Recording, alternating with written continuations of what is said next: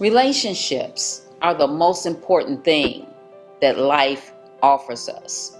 And unfortunately, many times, one of the least subjects that we intentionally pursue.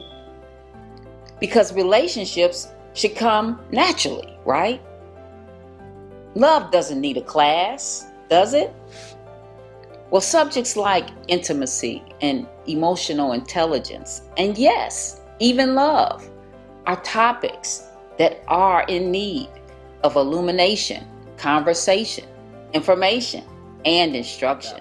If you have trouble telling people no, if you have trouble voicing your opinion, in other words, some of you might have done it just this week. Somebody said something or did something you didn't agree with, and you had the opportunity to say what you thought about it, but you choose, most of the time you talk yourself out of it, and you give yourself a reason or a justification why you don't speak your opinion. I'm talking to you. That is a problem with identity. And you can, reason it away for yourself, but that is a person who continues to shut down their voice when they have one, because they're not fully embracing who they are. Now, did that sound like anybody here? Can anybody admit that sometimes you shut down your voice or you shut down your opinion because you just say, well, this is the kind of thing you tell yourself. You say, well, they're not going to listen. They're not going to hear me anyway. You give excuses to yourself. I know I'm in somebody's neighborhood now. You give excuses to yourself about why you don't express yourself, but actually it goes back to you not fully embracing yourself and being confident in who you are. So that's what we're going to cover today, for you to know more about who you are, because identity is the key.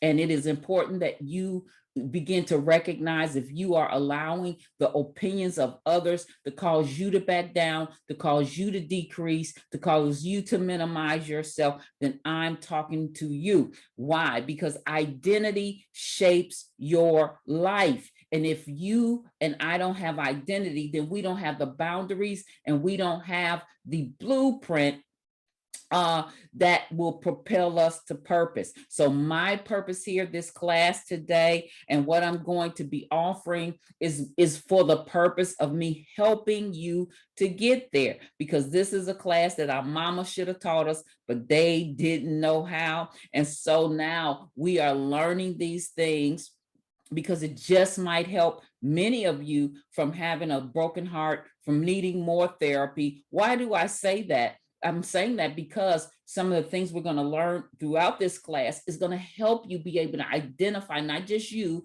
but also it's going to help you to make better choices. If any of you have a pattern or a cycle of getting in bad relationships. What I mean by bad, I'm saying particularly relationships where it's lopsided, where you're always the one on the giving end and somebody else is on the receiving end.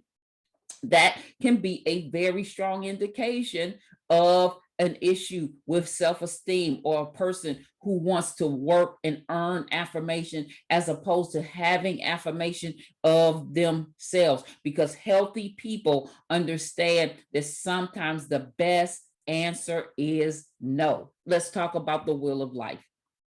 The wheel of life is a real thing. And so you see what's at the middle of the wheel of life? What is it? It's you. You're at the wheel of life. All right.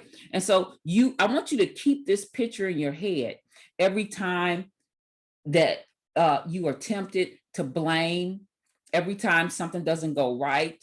I want you to accept realities here. Now, some of you all know me, some of you don't, but I'm a straight shooter, right? And we really have to understand that life, yes, there are things that happen to us that are out of our control. Yes, there are things that there's nothing we can do about. And those things, it's nothing we can do about it. But even with those things, it is how we respond to them that's going to determine the quality of our life. And guess who has control about how we respond. You cannot control what happens, but you can control what response, your response. So now we want to look at this wheel of life. The will, these are the things that encompass our life, our financial situation, our mental, educational elements, our family, our home, our spiritual and ethical life, our social and cultural life, and our physical health.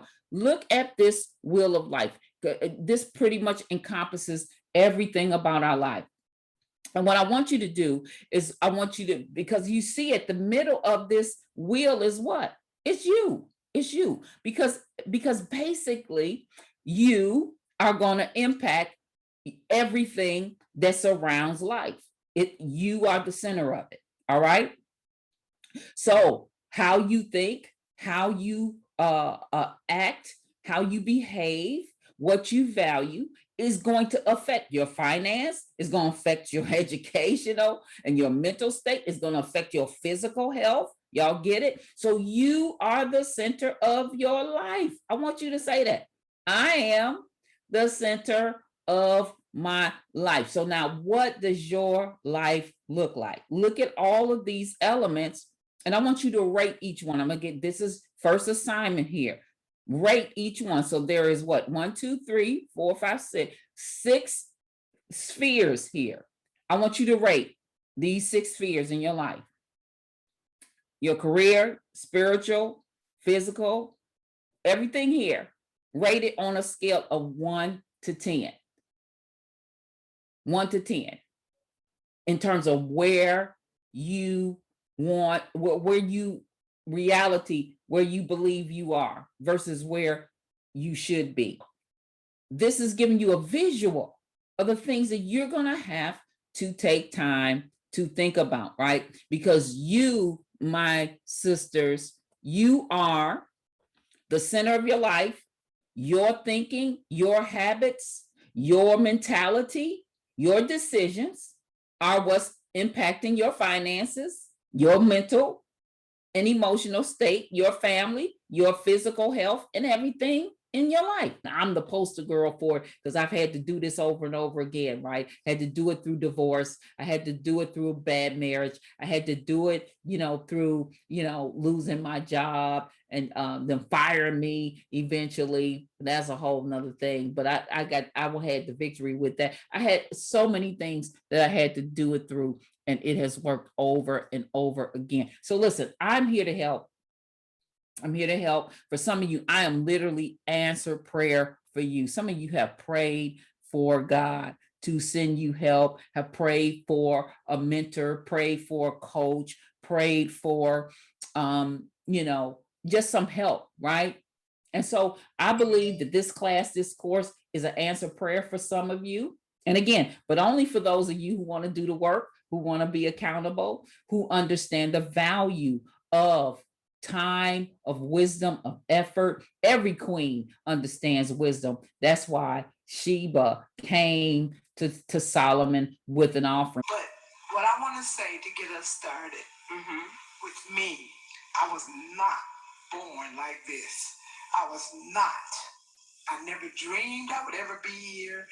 And I'm so glad and grateful. But check this out. It took me 54 years. If I don't say nothing else, when I sat down one day and realized how many days and many years I flunked one class in my life, it has made me an altogether different person. It took me 54 years to pass one class, and that class was this. One day, finally, I got on my knees and I said, God, I'm tired of crying. I'm tired of worrying. I'm tired of this and that, and this, until I got the faith enough to believe I could pass this class. And this is the day that I got my cap and gown of life. And I walked across the stage of life. and I was handed my diploma, and it was rolled up like a scroll. And when I went to my seat, I took the rubber band off and I unscrolled it. And it said, "You have passed the class of what people think about you." Fine, come on now. After 54 years. Come on now. Come on. Come on, 54 years. You don't want to take 54 years.